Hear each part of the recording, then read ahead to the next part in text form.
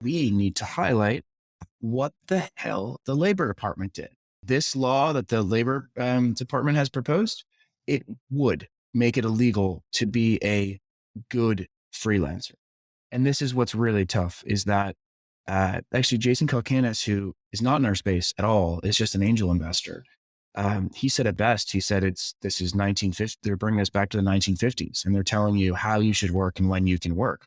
What we see is when you have a Republican in office, people are very much in favor of freelance and people having agency and being able to choose. When you have old school Democrats in, like Biden, who are very pro-union, they're kind of living in the 1950s. And this is the problem I have with this, is they are dictating to people how they work. I've been on this issue as a hire of freelancers. You can't hire freelance writers in California anymore because of this insanity. That you can't hire freelance writers anymore because of this insanity. And it sounds extreme, but that's actually exactly the way the law is written. And by the way, the way that compliance law works is instead of innocent until proven guilty, you're guilty until proven innocent. And when they have 6 requirements, if any of those 1 requirements seem kind of off, you're going to have to pay a boatload for lawyers to prove that it's not off, and then most likely go pay. And there's two ways that you can potentially pay. The first is when the government says, hey, over the past 10 years, you had misclassified over 1,000 employees, and which meant that there's 15 to 20% tax on each of those employees that you didn't pay for the past 10 years. So here's $1 million bill, or here's a $10 million bill just for those taxes.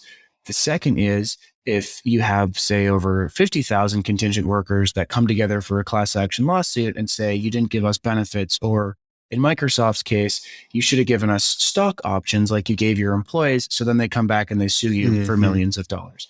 So that's where the impact is. Yeah. And it's kind of like an audit where you're always scared of an if, but that if can actually make you bankrupt overnight. So what the Department of Labor has done, they tried to create their own standalone act called the PRO Act, vehemently rejected. They then also tried to sneak it into Build Back Better. Same thing, vehemently rejected. And they're trying to nationalize a law in California called AB5, which has been disastrous for freelancers there, to the point that every single client that I know of, we and our partners say, just don't hire from California. And it is so damn embarrassing to say there's 3 places you can't hire from: Russia, Iran, and California. And so this would nationalize that. But the 4 specific requirements are, if there is a degree of permanence of the working relationship, then you should have classified that as an employee. Mm-hmm. That is horrendous, because if you're a good contractor, you have clients for your lifetime. I have clients for my lifetime. I have freelancers for my lifetime. The second one is the extent to which the work is performed is an integral part of the employer's business. Mm-hmm. So if you are a media company, your writers can't be freelancers.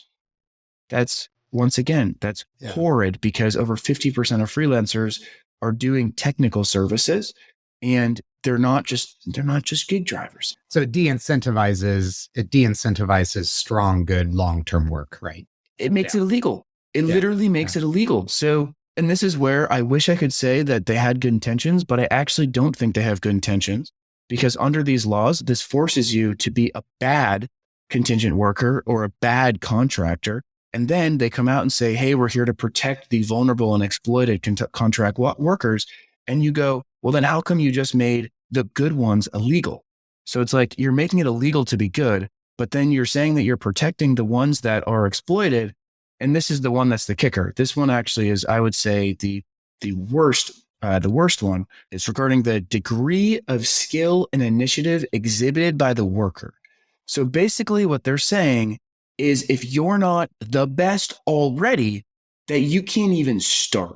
And so you can't come in as a, 1 to 2 year of experience. That is, so literally what they've done is they've said, hey, if you're a good freelancer that's worked for a client for more than 2 years, you're illegal. And then if you are a freelancer that's just starting out, oh, you don't have enough skill, so you don't exercise high skill. So now you're illegal.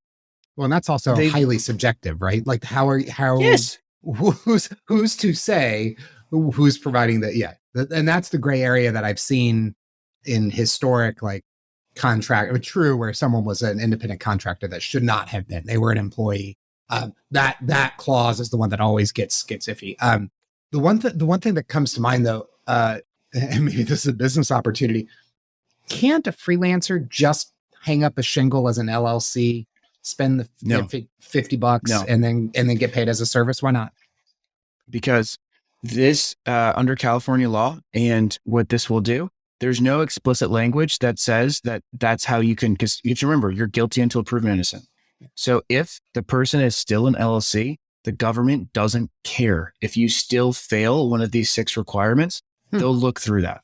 And that's what's terrifying. We have an LLC, right? We have the Human Cloud LLC. And when we work with enterprises, we have our LLC. They pay the LLC, not us. And we have $1 million of business insurance. And we have to prove every year that that client is, not our only revenue source and that they don't have. So Got it. you would think that. And then this is where it comes to directionally, right? And so it's like you give an inch and then, a couple of years, you then give a foot and you name it. This is just directionally the worst possible thing they can do. And meanwhile, because if every country was doing this, okay, right? If every country was doing this, then this would be really bad, but it would make other people wealthy, not freelancers. The UK just repealed IR35, which was their version. So, it breaks my heart as like a small town American to have to do this, but I have a fiduciary duty for my clients, right? If there's a UK freelancer, same exact as an American freelancer, that we're going to go with the UK. Yeah. That's the tactical, the Democrats can say whatever they want, but that's exactly what's going to happen. Well, I think that message, that message needs to get out a lot more, because that's a lot of these rules have unintended consequences that they haven't thought through. And that's definitely one of them.